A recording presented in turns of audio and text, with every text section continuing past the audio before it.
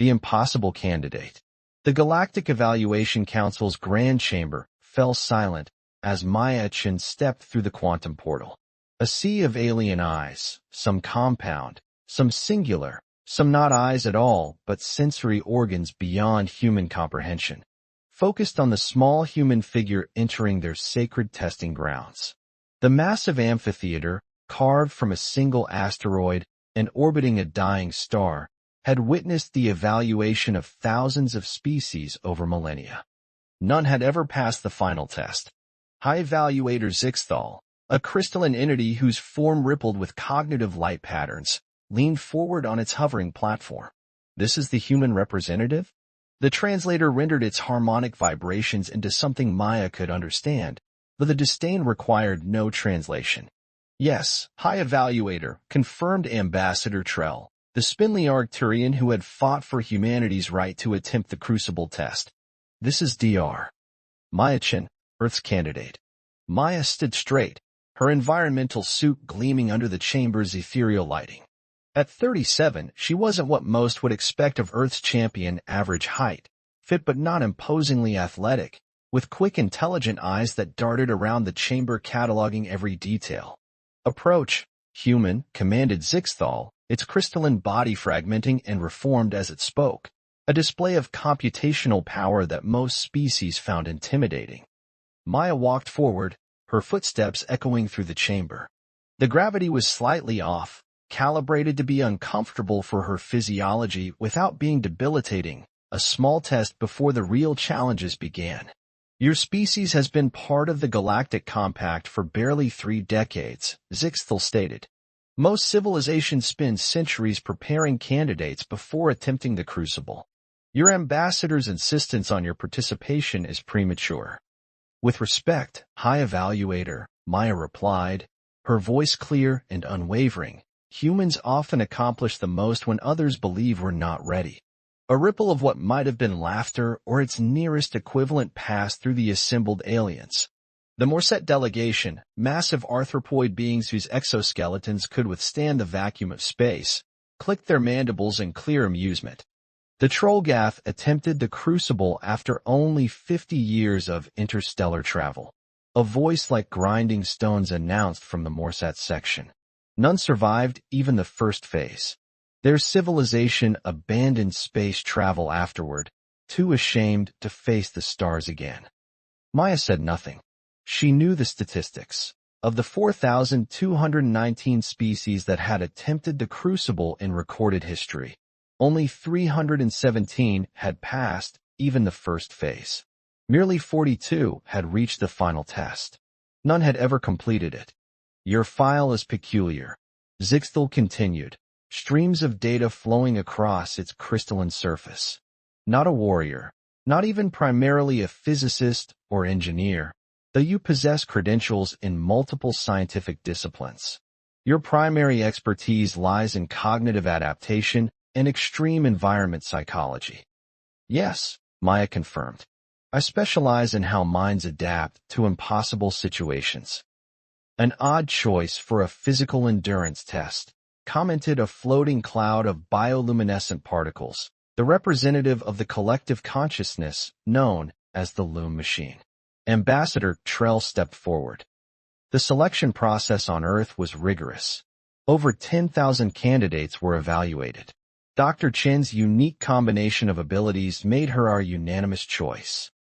What Trell didn't mention was the controversy Maya's selection had caused. Military generals had pushed for Olympic athletes enhanced with the latest biotechnology. Corporate interests had lobbied for their specialized engineers. Political factions had each promoted their preferred candidates.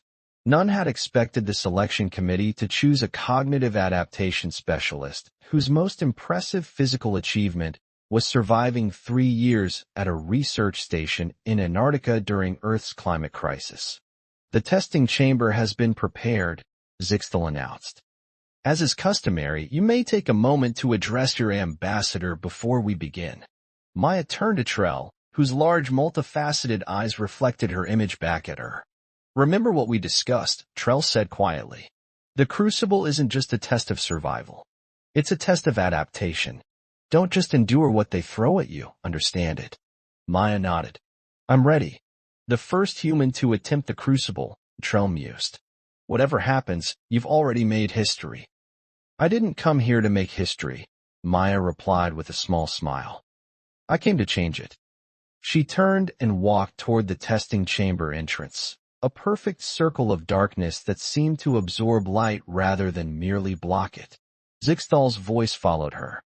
The testing protocol consists of 3 phases: environmental extremes, cognitive dissolution, and finally, for those who somehow survive, the reality fracture. No biological entity has ever maintained coherence during the 3rd phase. First time for everything, Maya said, stepping into the darkness. The chamber sealed behind her with a sound like the universe taking a breath. Inside, Maya found herself in a perfect sphere of reflective material. Her environmental suit's sensors went haywire, unable to identify the composition of the walls. The space seemed simultaneously vast and claustrophobic, another psychological trick. Maya took a deep breath and activated her suit's recording systems. Whatever happened next, Earth would learn from it. A voice that seemed to come from everywhere and nowhere spoke. Environmental extremes commencing in 3, 2, 1. The chamber exploded into activity. The temperature plummeted to near absolute zero in an instant. Maya's suit crystallized, ice forming in intricate patterns across the surface before her body could even register the cold. Then the temperature reversed, shooting up to levels that would vaporize uncovered flesh. The wild swings should have shattered her suit's material from thermal shock alone. Instead, the experimental adaptive polymers in her suit began to respond, not just resisting the temperature changes, but learning from them. Earth scientists had created something remarkable, a material that rewrote its molecular structure based on environmental input. What the Galactic Council didn't know was that the same technology had been integrated into Maya herself. Nanite colonies within her bloodstream began adapting her biology in real time, adjusting her body's responses to extremes that would kill an unmodified human instantly. The gravitational field shifted, crushing Maya with forces that should have collapsed her into a puddle of organic matter. Her bones, reinforced with carbon lattices grown through genetic therapy, held. The nanites reconfigured her circulatory system to maintain blood flow under pressures that would normally flatten her vessels. In the observation chamber, the alien delegates watched in growing astonishment as the human not only survived but began to move deliberately through the testing space. The Morsat representative's mandibles clicked rapidly, a sign of agitation. Impossible, it chittered. The gravitational pressures are at 50 Gs. The temperature variation should have caused catastrophic molecular disruption. Zixtal's crystalline form flickered with intense computational activity. The human's environmental suit is more advanced than their technological level suggests, but the suit alone cannot explain this. Inside the chamber, Maya endured while her mind raced. Each environmental extreme wasn't just a challenge to survive, it was data. Her nanites collected information about each change, learning, adapting. The cold taught them about energy conservation, the heat about thermal regulation, the gravity about structural reinforcement. The chamber introduced radiation next, exotic particles that should have unraveled DNA and disrupted atomic bonds. Maya's nanites absorbed the radiation patterns, incorporated them, used the energy to fuel further adaptations. Phase 1 has lasted 7 minutes, announced a Loom machine observer, its particle cloud pulsing with agitation. The previous record for a first attempt was 4 minutes, 12 seconds. Increase intensity, ordered Zixtal. Maximum parameters. The chamber responded. The very air became liquid metal, then plasma, then something beyond conventional matter states. Gravity reversed, twisted, formed impossible geometries. Radiation cascaded in waves that should have torn reality itself. At 15 minutes, even the oldest council members stirred in shock. The human was not just surviving, she was adapting. Her movements, initially strained and desperate, had become purposeful, almost graceful. Enough, Zixtal finally commanded. In Phase 1. The chamber gradually returned to normal conditions. Maya stood in the center, her suit torn and partially melted but still functioning. Her vital signs, displayed on the observer's monitors, showed stress but nothing life-threatening. The human has completed Phase 1, Zixthal announced formally. The statement was unnecessary. Everyone could see the results, but protocol demanded acknowledgement. Ambassador Trell's spindly limbs trembled with barely contained excitement. No first-time species had ever completed Phase 1 on their initial attempt. Most required dozens of candidates and attempts before even coming close. Prepare for Phase 2, ordered Zixthal. Inside the chamber, Maya took stock of her condition. The nanites had kept her alive, but they had consumed much of their resources. Her body ached in ways she'd never experienced before, but her mind remained sharp, analytical. Phase 1 had been exactly what she expected, a test of physical endurance through environmental extremes. Brutal, but straightforward. Phase 2 would be different. Cognitive dissolution, the real reason she had been selected. The chamber walls shifted, becoming translucent, then transparent. Maya found herself apparently floating in open space, Earth visible below her, beautiful and vulnerable. Cognitive dissolution commencing, announced the chamber's voice, and reality began to unravel. Maya's perception fractured as the chamber's advanced technology interfaced directly with her neural patterns. Images from her past swirled around her, the death of her parents in the Bangladesh floods, her struggles through university, the isolation of Antarctica, the pain of her failed marriage. But where other species experience this as an attack, their minds unable to maintain coherence when faced with their deepest traumas and fears, Maya recognized the patterns. This was her field of expertise, how minds break and, more importantly, how they adapt and rebuild. As the cognitive dissolution intensified, Maya did something unexpected. She surrendered to it, redefining possibility. In the observation chamber, alarm rippled through the assembled aliens. The monitoring equipment showed something unprecedented. The humans' neural patterns were not disintegrating under cognitive dissolution. Instead, they were reorganizing. What is happening? Demanded the Morset representative, its exoskeleton flushing with chemical signals of distress. Zixthal's crystalline form vibrated with intense calculation. The human is accepting the dissolution, incorporating it. Impossible, whispered a Loom machine observer. No consciousness can maintain coherence during targeted neural deconstruction. Yet Maya was doing exactly that. Her specialized training in cognitive adaptation was proving invaluable. Where other species fought against the dissolution of self, a battle they invariably lost, Maya understood that the mind was not a fixed structure but a process, constantly in flux. Inside the chamber, Maya experienced her consciousness expanding, fragmenting, and rebuilding simultaneously. The chamber's technology was designed to identify and attack the foundations of sentient thought, to create a cascade of cognitive failures that would ultimately render the subject non-functional. But Maya's mind moved with the attacks, yielding where resistance would fail, adapting where confrontation would destroy. The psychological warfare techniques she had studied, the meditation practices she had mastered, the neuroplasticity she had cultivated all served her now. As cognitive dissolution reached maximum intensity, something unexpected happened. Maya began to influence the process itself. Her consciousness, rather than being overwhelmed, started to shape the patterns of dissolution. In the observation chamber, the monitoring equipment began to malfunction. Display screens flickered with contradictory information. Some showed Maya's mind completely fragmented. Others showed patterns of thought more complex and integrated than before the test began. Stop the test, urged Ambassador Trell, antennae quivering with concern. Something unprecedented is happening. The protocols are clear, Zixthal replied firmly. The test continues until completion or until the candidate's biological functions cease.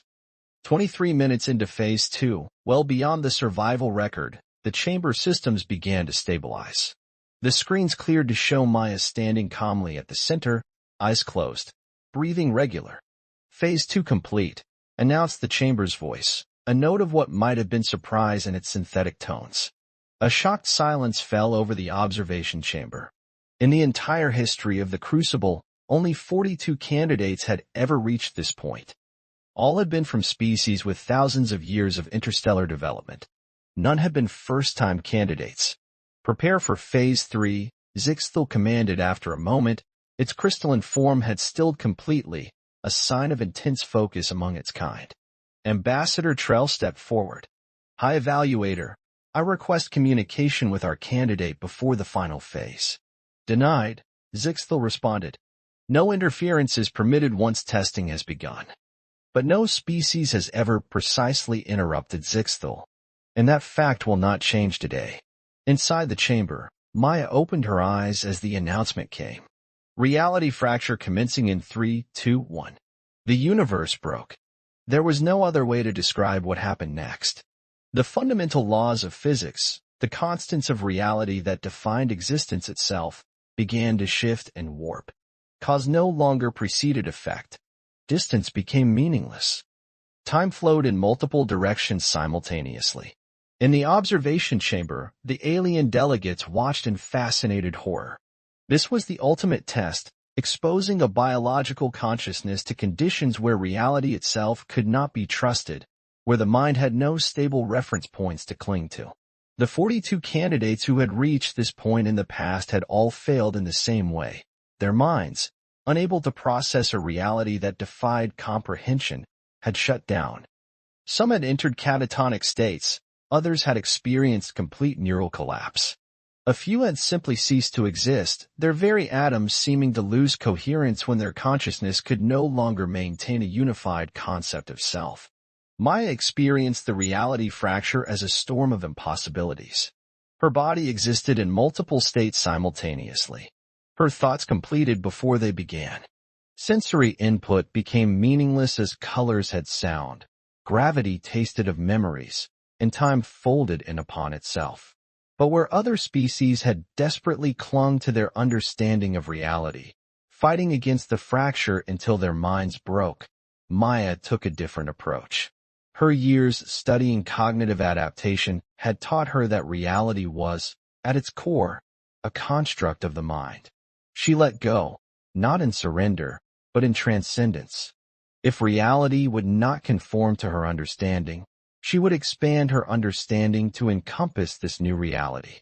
The nanites in her system, having learned from the environmental extremes, began to adapt her neural pathways, creating new connections that could process paradoxical information. Her consciousness, reshaped by the cognitive dissolution, now had the flexibility to perceive existence beyond linear time and three-dimensional space. In the observation chamber, the monitoring equipment failed completely. Screens went dark, sensors burned out. The most advanced technology the Galactic Council possessed could not track what was happening inside the human's mind. This is unprecedented, whispered the Loom machine observer, its particle cloud contracting in what might have been fear.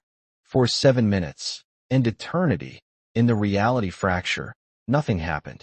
No readings, no information, just silence and darkness. Then the chamber door opened. Maya-chan stepped out. Her environmental suit was gone, seemingly dissolved during the test. She wore only the simple undergarment she had worn beneath it. Her skin glowed with a subtle luminescence, and her eyes had changed. They reflected light differently now, as if they perceived spectra beyond normal vision. Test complete, she said, her voice oddly harmonic, as if multiple versions of herself spoke in perfect unison. Zixthal's crystalline form shattered and reformed 3 times in rapid succession, the equivalent of extreme shock for its species. Impossible, it finally managed. No biological entity can maintain coherence during reality fracture. Maya smiled. Perhaps you've been defining coherence too narrowly. The Galactic Council erupted into chaos. Representatives from 100 species began talking at once, demanding explanations, calling for additional tests, questioning the validity of the results. Ambassador Trell rushed to Maya's side. Are you? He hesitated, not quite knowing how to phrase the question. Are you still you? I am, Maya replied. And more. High Evaluator Zixthal raised a crystalline appendage, silencing the chamber. The results must be verified. This is unprecedented. So you said, Maya responded, but isn't that the point of the crucible? To find the unprecedented? She stepped forward, addressing the council directly now. You created this test believing it represented the ultimate challenge, a barrier no species could cross until they had achieved a level of development you deemed worthy. You were wrong. Murmurs of outrage rippled through the assembly. The test doesn't measure advancement, Maya continued. It measures adaptation. And humans, she smiled again, humans adapt. It's what we do. It's all we've ever done. The Loom machine representative floated forward, its particle cloud reconfiguring in what seemed like curiosity. You understand what this means for your species? By the ancient laws of the Compact, passing the Crucible grants humanity full membership in the Galactic Council, access to all shared knowledge, equal standing with civilizations thousands of years your senior. I understand, Maya nodded, and I believe humanity is ready for that responsibility. How? Demanded the more set representative, mandibles clicking rapidly. How did a species barely out of its planetary cradle achieve what the most advanced civilizations could not? Maya considered the question carefully before answering. Most species develop by mastering their environment, bending nature to their will, creating stability, eliminating uncertainty. Humans develop differently. Earth was never stable. Our climate shifted, predators evolved alongside us, resources were never guaranteed. She looked around the chamber, meeting the bewildered gazes of creatures whose evolutionary paths had been vastly different from humanity's. We never mastered our environment, she continued. Instead, we mastered adaptation itself. Where you see chaos as a threat to be controlled, we see it as a teacher. Where you seek to create perfect systems, we expect imperfection and learn to work with it. Zixthal's form pulsed with data streams as it processed this information. You're suggesting that humanity's apparent primitiveness, your short history, your technological limitations, these are not weaknesses but strengths. They're neither, Maya replied. They're just different paths to the same destination. You've been traveling the stars for millennia, carefully planning each step. We've been scrambling up a cliff face, finding handholds where we can, falling and getting back up again. She gestured toward the testing chamber. Your crucible was designed to test the limits of advancement. But advancement isn't only about what you can control. It's also about how you respond to what you can't control. A thoughtful silence fell over the chamber. The test results stand, Zixthal finally declared. Humanity has passed the crucible. As per the ancient laws, Earth is hereby granted full membership in the Galactic Council, with all rights and responsibilities therein. Ambassador Trell's antennae quivered with barely contained excitement. This was beyond their wildest expectations. Earth had hoped merely to make a respectable showing, perhaps completing Phase 1, demonstrating humanity's potential. Full council membership had seemed centuries away. There is one more matter, Zixthal continued. The reality fracture changes those who experience it. No species has ever had to address this before, as none have survived. All eyes turned to Maya. The subtle glow of her skin had intensified. The nanites within her had continued their work, restructuring her on a cellular level. I am still human, she stated firmly. Changed, yes, but human. Change has always been our constant. 3 days later, Maya Chun returned to Earth, accompanied by Ambassador Trell and a delegation of council representatives. The quantum portal opened in the middle of the United Nations General Assembly, where world leaders had gathered to hear the results of humanity's first attempt at the crucible. The Secretary General stepped forward to greet them, then faltered as Maya emerged from the portal. The glow of her skin, the altered quality of her eyes, subtle changes, but unmistakable. Dr. Chun, he managed after a moment. On behalf of humanity, welcome home. Maya smiled. Thank you, Mr. Secretary General. I bring news from the Galactic Council. The assembly hall fell silent as she related what had happened. The test, the unexpected outcome, humanity's new status in the galactic community. We stand at a crossroads, she concluded. The Council has offered us access to technologies and knowledge thousands of years beyond our own development. But they also warned that such rapid advancement comes with risks. She paused, looking out at the faces of Earth's leaders, hopeful, fearful, calculating, inspired. I believe we're ready for this challenge, she continued. Not because we're perfect, not because we're special, but because we've always faced the unknown with the same spirit, curiosity, adaptability, and the stubborn refusal to accept limitations. The Secretary-General stepped forward again. Dr. Chun, you've done humanity an immeasurable service. What happens now? Maya looked down at her hands, where the subtle glow pulsed in rhythm with her heartbeat. The nanites had integrated completely with her biology now. She was the first of something new, a bridge between what humanity had been and what it might become. Now, she said with a smile that contained both wisdom and wonder, we adapt. Across the vast expanse of the galaxy, in the ancient asteroid chamber of the Galactic Council, High Evaluator Zixthal reviewed the data from the humans' test for the 100th time. Something fundamental had changed, not just for humanity, but for the Council itself. For millennia, they had believed that advancement followed a linear path, that species could be ranked and measured against a single standard of development. The human had proved otherwise. Computer, Zixthal commanded, begin preparations for a recalibration of the Crucible test parameters. It appears we have much to learn about the nature of adaptation. As the crystalline being contemplated the implications, a thought emerged that would have been unsettling had Zixthal been capable of such emotion. Perhaps all this time they had been testing for the wrong things. And perhaps, just perhaps, humanity had something vital to teach a galaxy that had grown too comfortable in its certainties.